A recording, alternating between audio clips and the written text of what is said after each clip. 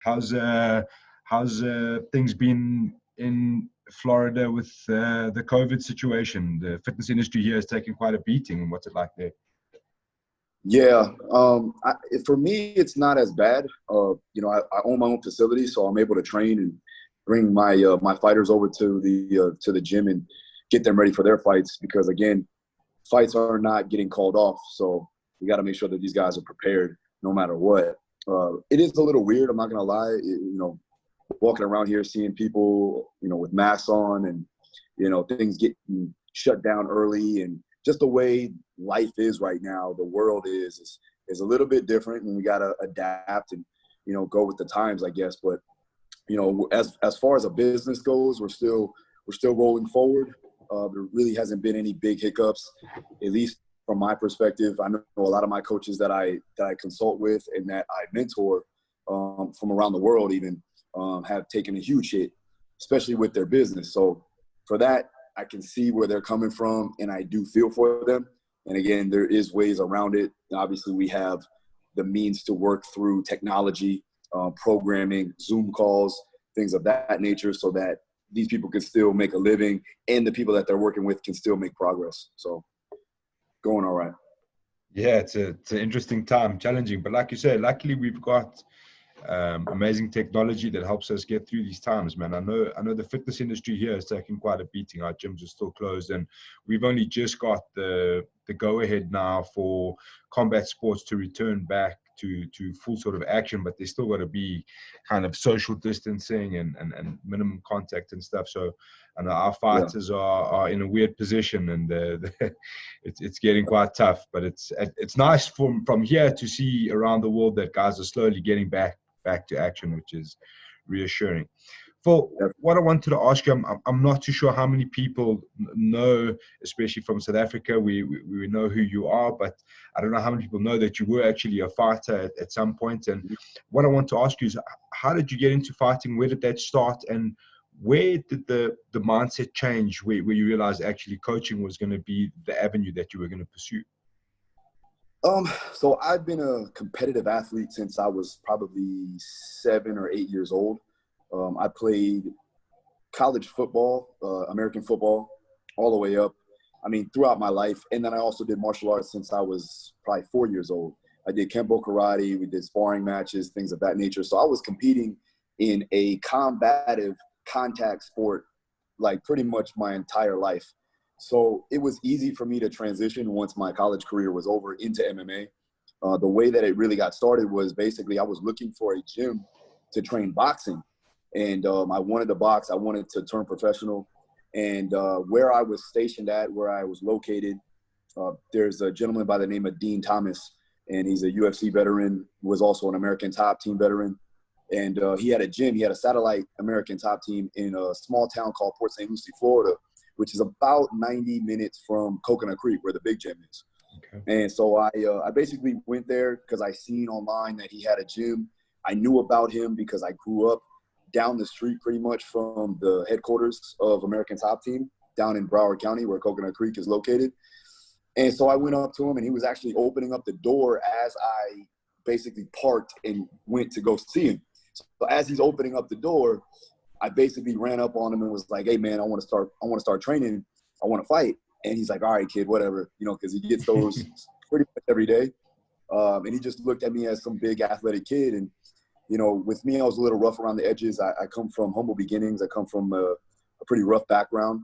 So fighting was kind of in my nature in general, but yeah, I took to it, and I got to understand the true art behind mixed martial arts, where everything needs to coexist and you need to have a solid, organized plan of action. Otherwise, you're just going to run yourself into the ground. But that's how I really got started. And Dean kind of, basically brought me to my ways and got me to understand the sport as its entirety. And so now when I started coaching, it really started, if you really want to take it back, I used to train my teammates in high school when I was getting ready for football, when I was in college, and I took to that, way before MMA. And it just so happened that I love to lift weights and I love to be bigger, stronger, and faster than anybody else. Or if I could be, I'm going to try to, right? So working on that, it was easy for me to make the transition into being a strength and conditioning coach, and then doing and working with the sport that I love at the moment was MMA and combat sports in general. So I used to train my teammates because they would see me go to the gym and they would see me do what I needed to do to get ready for fights, and also do the weight cuts and all of that too as well. So I was always studying. I had an exercise science degree. I was a quote unquote personal trainer, I guess you could say. I was sneaking people into like Gold's Gym and other fitness gyms that I could get my hands on, because I didn't want to pay them to be a trainer there, just because, hey, I was a fighter at heart. And so a guy that I was training with at the time for my own strength and conditioning, he had a powerlifting and strongman gym that I was working out of.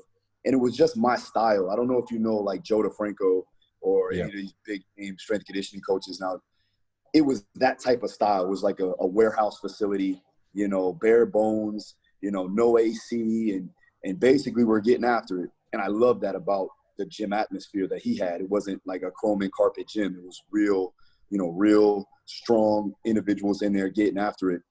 And so he gave me the opportunity to start training other athletes and my teammates. And that's when it really started to begin. And I was around 20, 21 years old. I just turned pro. And so I was getting ready for fights, training my guys, and they were training along with me. I was writing up the programs, and also just basically running a mini business while I was a professional fighter. And you fast forward about a year later, and I opened up my own facility at 22 years of age, and that's when things started to get a little hectic for me, because primarily my business took off, and I was beginning to be known as the guy around the area to do strength and conditioning and fitness. So as my business grew, my career kind of took a downfall, because my attention got taken other places, especially when you're trying to build a business. And if it was thriving, then that's where my attention was actually going. Was it the best thing for me at that time? Probably not, because at the end of the day, I wanted to make it to the UFC. I wanted to make it to the next level and be elite. But at that time, I was becoming elite in coaching. I was getting my licks on trying to be the best coach I could be and be the best businessman I could be. You fast forward maybe 4 or 5 years later, and I retired from the sport because of a series of concussions. And that's primarily from, football and, contact sports in general, just getting hit in the head. And, that's a long story, but I could go on and on about that one. But all in all, I ended up getting the coaching job for a strength and conditioning coach for the American Top Team headquarters at the age of 26. The first time I went there, they basically threw me into the fire. And it was just, they said, okay, you need to train Dustin Poirier, Hector Lombard, Tisha Torres, King Mo Lawal, and Howard Davis Jr.'s son, Dia Davis. And so that's a good list of individuals that I could just start off with, right? But I was different than the coach that they had now. The coach that they had there was very intelligent, knew what he was doing. He was just different than me. I come from more of that hard-nosed background where, like, he was more of more of a tactician and more of a specialist in speed and development, and just a little bit nicer in a way, And I took that hardcore style, but I'll take nothing from him. And the thing was, it really played out well, because the fighters, before they knew who I was, they knew that I was about business and I wanted to get them better. Now, it took a long time for certain individuals to come around, because they had to get used to me. And that was where I started to really develop my abilities to coach different individuals and understand these elite level fighters, because at the time I was working with regional scene guys and high school kids. So you have to motivate them. You have to push them. I found out really quickly that I don't really have to motivate a Dustin Poirier too much. So that's where, the difference became. And that's where I really developed my level of coaching from an art of coaching standpoint. Okay, fantastic. That's a great story. You mentioned in there your style and your approach, and I think by now most people that are in tune with MMA know who you are, or at least know your face, and they know what you do and what you're about. So with that notoriety, what do you think separates you from other strength and conditioning coaches? You mentioned you've got a slightly different style and a more hardcore approach, but what Yeah. is it you think that separates you from the rest of the pack?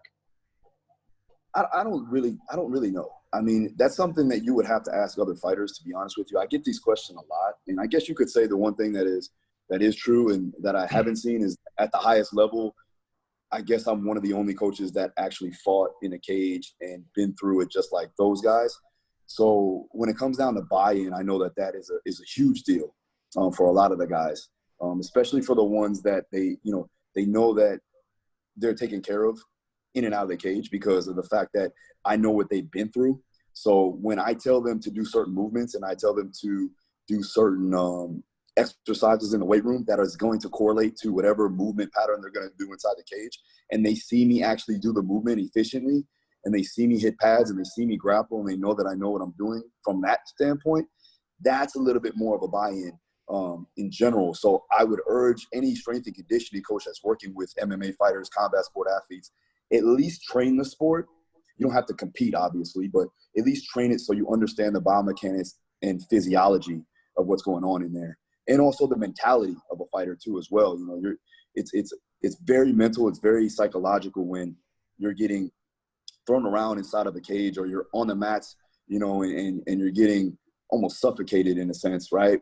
And it's hard to breathe. It's hard to move. Your legs feel like jello, but you still have to compete. You still have to make sure that you're not getting knocked out or, you know, choked out or getting your limbs ripped off. Those are big things when it comes down to a mentality of a fighter. And that's something that you can read because you've been there so many times. You've been at that position so many times, whether it be in training or in a fight. And I know that does help when it comes down to an athlete buying into the system and what I do for them. As far as my training methodologies, you know, I take things from everyone. I take things that I see fit for the circumstances that I have in the situations, and I make sure that I don't get married to one methodology of training or principles or anything of that nature. I have my own style. I have my own principles that I follow, but I'm always open-minded. And I think that that's something that does separate me a little bit more than some of the guys, some of the old school guys or some of the new school guys. You can get too far on one side of the spectrum where you go fully sports science and all you think about is data, or you go on the other side of the spectrum where you only think about what they've done in the past and what's worked, and they don't give a damn about the technology. Now, I like to stay in the middle, and I like to bridge the gap between science and practicality. And I think that that's something that is that can be missing. I hope that, you know, we're bringing in more guys like myself, and you know, there is a ton of people out there now that are getting into the sport because it is getting more well versed, and people are starting to really take note of it. So I think we're within the next 5 years, we're going to see some good strength and conditioning come out of MMA and combat sports in general. Yeah, that's a theme we're seeing as the progression of MMA really kicks off. We're seeing a massive shift in focus to high-end detail on strength and conditioning, and the technology that's coming about it, and the guys are obviously getting way more scientific and way more adept. Like strength and conditioning maybe a few years ago was something you possibly did once in a while. Now it's like a prerequisite. It has to be done. One thing I wanted to mention there, when we talk about your coaching style, and I mean the guys here locally, we've got some great strength and conditioning coaches, especially in MMA. And one thing I've noticed about your style, I mean, obviously I've watched your videos, and they're cool reference points for a guy like me who trains a bit of MMA and a bit of jiu-jitsu here and there to like kind of get that extra bit of kick on what we should be focusing on. You seem to have quite a lot of attention to detail when it comes to mobility and movement. It's not just this go in and throw as much weights around. How important is mobility when it comes to things like injury prevention and longevity? I mean, it's extremely important. I do believe that because of the experiences that I have with these individuals getting, you know, tossed around and beat up on a daily basis, I feel like that's more of the baseline approach that we need to take as practitioners to help the athlete have longevity in the sport and also increase their performance in general. If an athlete doesn't have active range of motion and doesn't have active control in those joint capsules when he's moving, ultimately he's going to get injured and you're leaving performance on the table. So what we want to first do, first and foremost, is assess the athlete. If they have limited range of motion, if they have, dysfunction or compensation patterns due to immobility in those joint capsules, then we want to address that, and we want to make sure that we are increasing that range of motion accordingly so that we can start to work on other means of physical preparation, whether that be stability, strength, conditioning, all that stuff comes into play. So with that, I'm looking and I'm almost taking a bottoms up approach in a sense, where I want to make sure that the athlete has the prerequisites to get underneath load and to get punched and kicked and, pulled on a daily basis. So I see this a lot with my guys that are more elite and been in the sport for a longer time. They just beat up and they have so much compensation through just that particular movement pattern that they've been doing for decades. Guys like Junior Dos Santos, guys like King Mo Lawal, I've worked with Andre Arlovsky. These guys been through a lot. And so the goal is to at least try to get them, one, to buy in to increase in range of motion and working on mobility, as opposed to just getting after it every day and doing lactic circuits until they throw up or feel like they're going to faint and slow it down. And honestly, a lot of my more, I would say, my more veteran guys and girls, they enjoy that a lot more because they know that that's going to increase their longevity, that's going to increase their health. And it's almost like a recovery method in a sense from all the other training that they're doing and beating their body up. And this comes in the form of, we use things like FRC or functional range conditioning. That's just principles that we'll use, but I'll use everything that I possibly can to increase range of motion, whatever it is, whether it be isometrics or progressive, regressive, angular isometrics, controlled articular rotations, whether it be just getting into a position and having them be strong in that position and then work on eccentric loading in that position, because that's going to strengthen up the muscle and it's going to allow the joint to move like the true joint it is. So that's a primary benefit, but it's also the basic baseline that an individual, not just an athlete or a fighter, needs to have in order for them to do any type of activity. Would you say that neglecting mobility and recovery and those kind of things are common mistakes, or what would you say is the most common mistake you see from a strength and conditioning point of view? Yeah, I mean, it's hard. It's very hard when you're talking about MMA because there is a lot of things that you have to get done. I do believe that a lot of coaches, and that's coming from experience working with right now I work with over 250 coaches from around the world. I mentor them, so I get to see that on a daily basis of what they're doing. And a lot of them get stuck in the data. The smarter guys, the sports science guys, like I said, they'll get stuck in the data and they'll only worry about the numbers and they're not worried about the person. They're not understanding the schedule. They're not understanding, their background of training. They're not understanding their stresses is systemic in all natures. So like when they go home or when they leave the gym, they're still thinking about either the fight itself or what they have to deal with outside of the training room. Those things do come into play. So I think that taking a step back and looking at the individual first and foremost is essential when it comes down to a solid progression, whether it be in camp or out of camp or throughout the years of their entire career. So the first thing that you have to do as a coach is sit an athlete down and get to know that individual first and foremost. That's why, we bring people in like Barry Bridges, right, who works on sleep now. And I got a lot of guys that don't know how to sleep properly. I got a lot of people that don't know how to breathe properly. So I bring guys in or I'll outsource if I don't have the full-on knowledge in that particular, aspect, or I'll just bring guys in that are very good at what they do. Even though I know it, I'd rather bring guys that have that specialization in order for the athlete to be the best that they think they can be.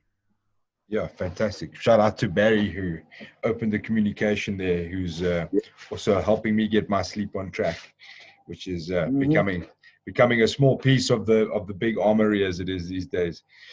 I wanted to put you on the spot slightly, Phil. Is there a name that comes to mind in particular, fighter or any athlete that you've worked with that's really stuck out for you in terms of athletic ability, or you've kind of just said, give me 60,000 burpees and they've given you 65,000, or is there a name that comes to mind? I mean, a lot of them you probably won't even know, and they're on the rise, and you will know in the future. But I guess the ones that are pretty well known at the time, I would say Walt Harris, UFC heavyweight.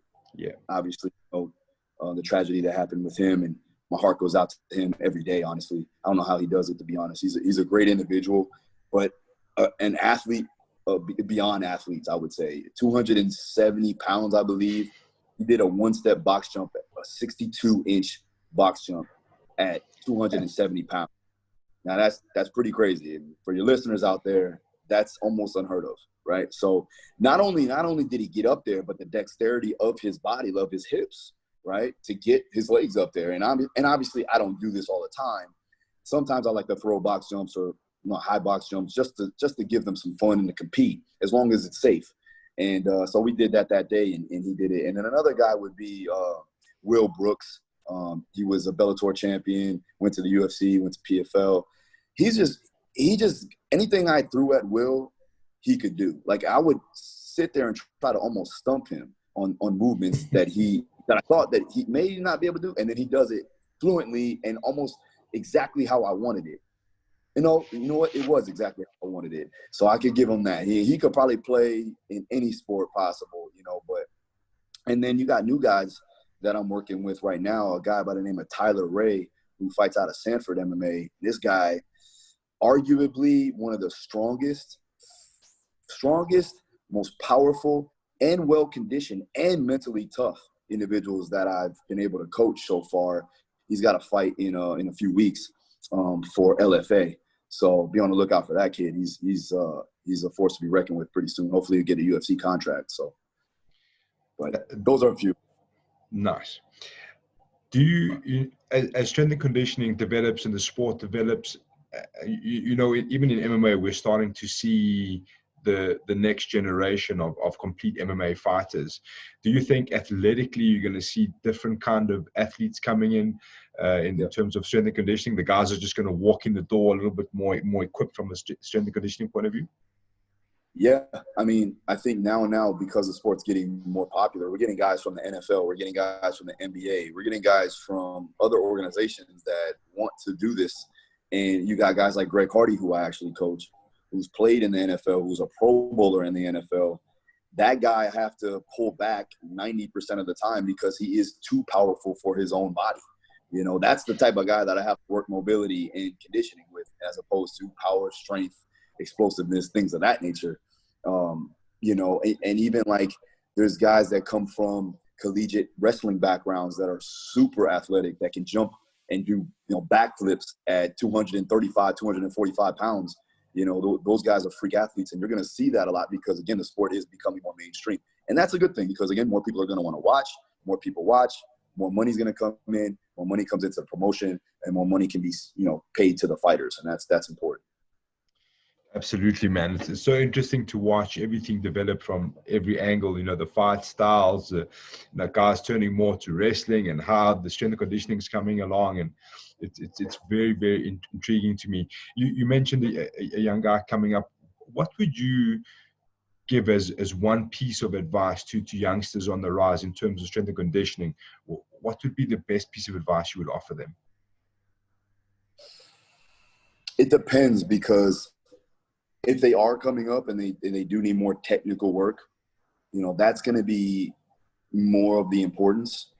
So being a strength and conditioning coach, you would think I would say, they need to be in the weight room, they need to do this, that. But no, the real thing is they need to learn their sport, right? They need to do their skills training. They need to learn how to punch, kick, block. They need to know how to wrestle, grapple, defend a takedown, submit, everything. And then they also need to be in the fire a little bit more. They need to take a lot of amateur fights. They need to take a lot of lower level fights and get the feel of being in a real cage fight or in a ring and being a real fight there. It's a lot different from being in the training room with all your friends and all your teammates, as opposed to being in a cage locked in with a guy that wants to take your head off or a girl that wants to take your head off.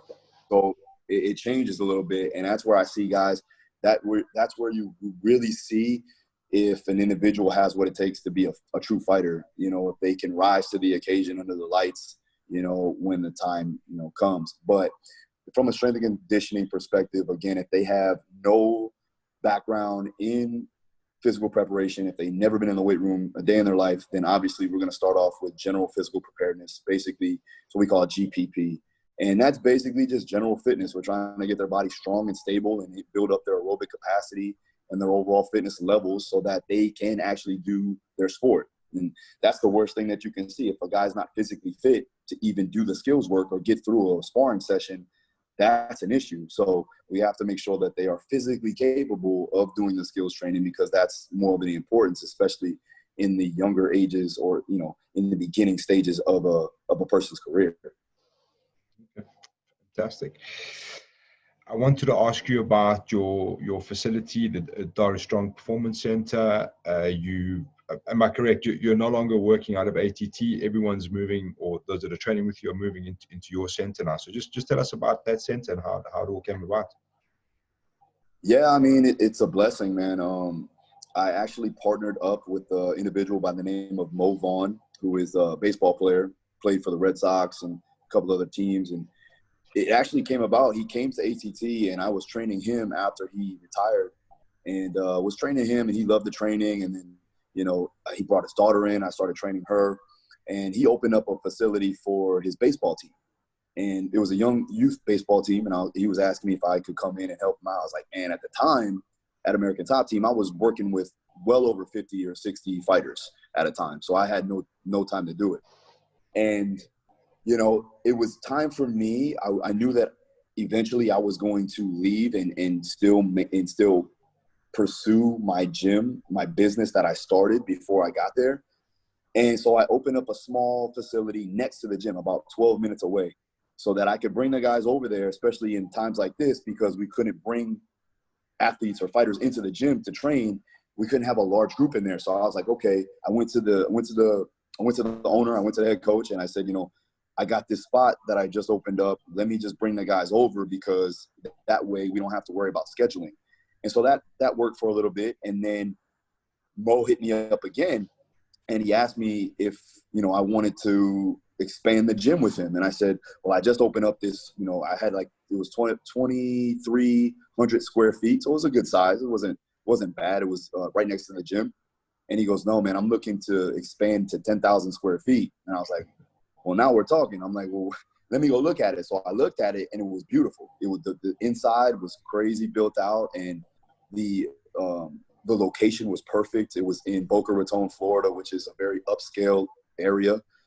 So it was all the things that I wanted, right?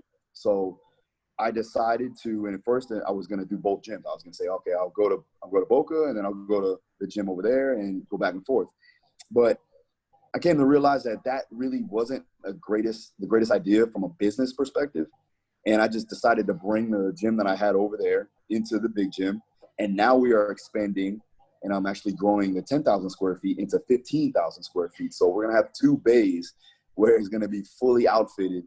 And the great thing about it is we just merged our teams together. So we have Daru Strong Performance Center with Vaughn Sports Academy. So it's almost like a mega facility. My goal and my vision is to build it out to be like almost similar to the UFC Performance Institute. We do have right now massage therapy. We have neurokinetic therapy. We have physical therapy. We also are bringing in an orthopedic surgeon. When he comes in, he's going to come in and assess the individuals that need it. We also have an in-house weight cut specialist or dietitian. And that guy is actually, he used to work for me. He used to work under me as an intern for 9 months. His name is Eric Pena. So if you guys check out Eric Pena, he's doing big things. He worked with Conor McGregor. He's worked with Dustin. He's worked with Joanna. He's worked with the who's who in the UFC. So I'm bringing him in, and he's happy because now he has a home and he's not traveling around 24/7. So you put that in there, and then I am bringing in my boxing coach. So my boxing coach, who works with Maureen Shea, works with Sullivan Barrera, he's coming in. He's bringing in his entire ring, all of his bags. He's bringing all of his boxers. So now we're going to have, you know, a good size facility with everything we need from a strength and conditioning perspective and a combat sports perspective. So it's going to be fun. Awesome, man. That sounds like an amazing facility. And just following on that, you spoke about mentoring people all around the world, and you've got a whole coaching system. So how would people from South Africa listening to this, if they wanted to get into touch and join your program, where would they start? Sure. I mean, well, you can find the program details on my website, darustrong.com. And if you go to my Instagram at darustrong, it'll be in a link in the bio. So just go there. If you want to find out more details on that, we can give you a call and we'll actually go over it, you know, hand in hand, any questions that you have about it, you know, but it's a portal that you will get access to for the rest of your life once you sign up. On top of that, we have a WhatsApp group with over, like I said, 250 coaches, high-level coaches, and we all share information and experiences and things of that nature. So it's a community now, as opposed to just me being, I don't want to be the guy on the mound. You know what I mean? I want to make sure that I'm bringing a community together of individuals that have like-minded tendencies and want to grow together. So that's what I was able to build so far. And again, these people are from all around the world with all walks of life. So it is fun to communicate with everybody. So there, and then my online programs are doing very well. If you cannot train with me, if you cannot come to the facility, you know, you can actually train some of the programs that I use with a lot of my fighters. That's all online too as well. So I'm trying to make sure that I'm getting you guys the stuff that you need, even though you can't be with me in a physical form. And for sure, check out your Instagram, man. I love your Instagram. I love seeing the stuff that goes on there, the exercises and all the stuff. It's really, really cool. One thing I have to ask before I ask you one fight question is, when I'm seeing guys with heavy bars loaded and the chains, are the chains there for aesthetics or are they actually adding weight? I always wanted to ask this. I mean, it looks cool. Yeah, does it just look cool, or what's going on there? Nah, there's a method behind that. It's called accommodated resistance. And I got that originally from Westside Barbell, which is Louis Simmons' gym, one of the best gyms in the world. Louis was my mentor for a long time. That's why I run a lot of conjugate. I run a thing called condensed conjugate because, again, we condense the 4 days into 3 or 2 days. So, but the chains really, they add on abrupt loading at the top. So as you're moving through the motion, you have to accelerate through the motion as opposed to slowing down, which that's going to help with compensatory acceleration, basically giving you more explosive force output, and just getting you stronger all the way through the entire motion. So it basically is a form of accommodated resistance, which again can help with force production. Fantastic. I'm glad to know there is an actual scientific reason and it's not just for cool Instagram videos. Cool. The last things I always wanted to get through is obviously there's a big UFC event coming up. You've got a couple of guys in there. JDS you're still working with. Another question, we saw photos emerge of JDS looking in shape of his life. What's going on there, man? I'm guessing you've been putting him through the ringer a little bit. Yeah, listen, I'm gonna be transparent. I actually pulled him to the side and was like, what are you taking? Because listen, at the end of the day, I'm looking to get them in the best possible condition and place that they can be for the fight. I am not about taking PEDs and I am not about cheating. So he looks so good and he developed so fast. I had to physically ask him if he was doing something behind my back. And of course, he's not. He's 100%, safe. He's USADA approved. Trust me. But what I can say, what he did after his last fight, he wanted to take a break. I knew that he was beat up, and I knew that he was just going through it. He had another child that was just born, so he started doing keto for about 4 months. So he lost a lot of that wasted adipose tissue that he had around the midsection. And what that did was that basically tightened him up. And then once you add on all of the strength and conditioning, once you add on the physical movements that we were doing, and then on top of that, the skills training that he does, and he's a maniac, by the way. He has too much energy at times. I'll tell you this. We did a YouTube video. It's on my YouTube channel. And him and Justin Willis were training together. And I had Justin doing stage 1 and him doing stage 2 because he was closer to the fight. So stage 1, stage 2 is basically, you know, if you're further away from the fight, then you would do stage 1, which is more strength-based. And then stage 2 is more power-based, just, you know, general terms. So after the entire workout, he proceeds. I have my guys, after the workouts are done, my guys clean up. They make sure that everything's sanitized. He was literally he took the mop from one of my guys and started mopping the floor and started cleaning up my entire gym after his workout. I was like, what are you doing, bro? Like, you don't have to do that. He said, no, I got it, coach. I feel great. So needless to say, he's in great shape. He feels great, which is important. The one thing that Junior has to do is he has to take that mentality of when he trains, which is very happy and very, like, he's very proud to be there. He loves doing what he does. And he has to take that into the fight. He has to take that into the fight week. He has to enjoy himself as opposed to trying to be the old Cigano where, you know, he's going to take your head off. Trust me, you have to have aggression, but you have to enjoy the process and you have to have controlled aggression. And that's one thing that he's missing right now. And I hope that, in my hopes, I think that this newfound way of how he's looking and how he's going about his training, it's a lot different. So all in all, I feel like this is going to be a good turnaround for his career. And he's doing it with a guy that he literally trains right next to because, the guy that he's fighting does train at American. Yeah. So it's in all actuality, it's a good look for him. And we'll see what happens. So kids out there, get on the keto if you want to get the JDS spot. I don't recommend it. I don't recommend that, especially. And now, don't get me wrong, he's not doing keto now. He has to have carbohydrates in order for him to recover. But he did it because he wasn't training. He was having fun with his family, and he did some like off camp like fitness stuff. But he wasn't training hard. He wasn't doing any MMA at all.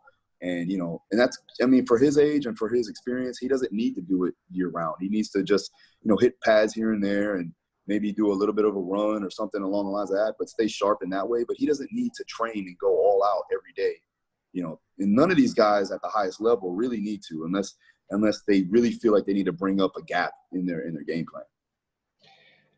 Last one from me, Phil. DC Stipe is obviously headlining that card. One of the big talking points about DC at the moment is how his weight is. There's a lot of concern about, how much weight he's gained in between and how correctable that is. What do you make of that factor for a guy at heavyweight like DC packing on a lot of weight, and how do you see that fight playing out? DC usually does well with the weight that he carries. Obviously he carries around a lot of body fat. He's one guy, with the exception, that I would say that can produce great performances with the amount of fat on him. Would I like to see him a little leaner? Obviously, of course, right? That's what we want. But what I would say is that if he hasn't been training with that weight, that's going to be an issue. So that weight that he has on him, if he's not comfortable with that weight, that is going to be an issue. So, but I do know the guys that do his weight cut, and I do know his strength and conditioning coach, and they are both top notch. So I feel like they are going to put the puzzle or put the pieces together enough to make that puzzle happen. And for me, getting close to the fight, I do see DC almost edging him out because I know that DC is just physically better. Technically better, physically better, just a better overall fighter and athlete. But Stipe is a hard worker. I know he works hard. He has mental fortitude above all. And so we'll see what happens from that perspective. So it's a good fight. It's a good matchup, obviously. They fought twice before. But if I had to make my pick, it would be DC. And I do see DC either finishing him somewhere around, the second or third round. And my picks have been pretty on point recently, so we'll see what happens. Fantastic. So 2 major takeaways: get on the keto and put your money on DC in the second or third. Phil, thank you so much for your time, man. I really appreciate it. I know the South African fans are going to be super stoked to hear from you. Hopefully we can chat to you again sometime soon down the line and see what's happening in the Daru Strong Center. And we wish you all the best, man. And thank you again. Thanks, brother. I appreciate it. Have a good one. We'll chat to you soon, man. All right, man. Cheers.